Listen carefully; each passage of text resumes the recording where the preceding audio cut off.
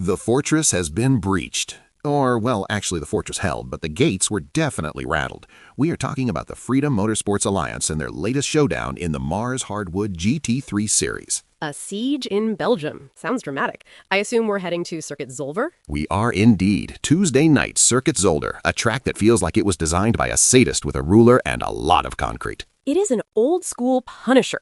You know, Zolder hosted Formula One back in the 70s and 80s. Niki Lauda won there. Jackie Stewart won there. It has this incredible history, but for modern GT3 cars, it is tight, it is technical, and if you touch a curb wrong, the car basically explodes. It's claustrophobic. It's like trying to have a wrestling match inside a phone booth. And yet, Anthony V. Jenkins decided this phone booth was his personal property. He put that Porsche 911 GT3R on pole and just stayed there. The stayed there part is doing a lot of heavy lifting, Miles. Jenkins drove a race that looked boring on the timing sheet, but must have felt like a heart attack in the cockpit. He led from the drop, sure, but look at the gap. He finished just 1.1 seconds ahead of second place. That second place belongs to Chase Matsko, and here is the kicker, Clara. This is the juicy part. Matsko personally chose this track for the league schedule. It is his favorite circuit. Oh, that is tragic. That is Shakespearean irony right there. He picks the battleground, invites everyone over to his house, and then Jenkins locks the door and refuses to let him in? And look at the machinery difference. Jenkins is in the Porsche 992, rear-engine, surgical, amazing traction out of those slow corners. Matsko, he's wrangling the Ford Mustang GT3. The sledgehammer versus the scalpel.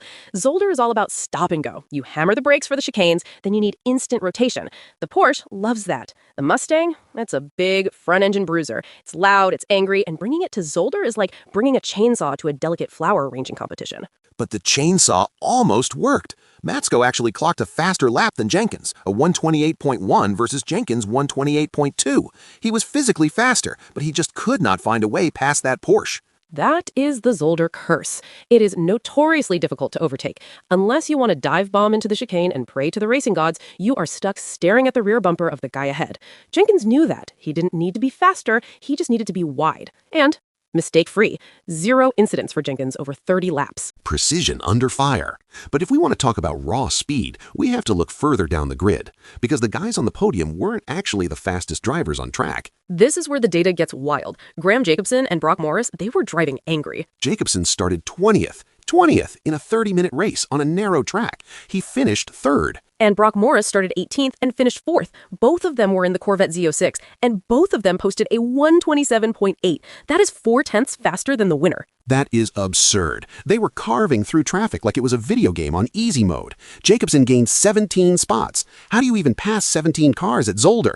Did he equip the Corvette with a cow catcher? It's all about the mid-engine balance of that Corvette. It's got the American torque, but it rotates better than the Mustang. Jacobson and Marrs were clearly driving at a different limit. If that race had been 5 laps longer, Jenkins might have been in serious trouble. Hypotheticals, Clara. History is written by the victors, and today the history book says Jenkins. But we have to mention the guys who started up front and slipped. Zvonimir Penyon? Ouch. Started on the front row, P2. Finished 6th. That is the pressure cooker. You lose 1 position at the start, you get rattled, you miss a braking point by 2 meters at the Villeneuve chicane, and suddenly 3 Corvettes and a Porsche go sailing past you.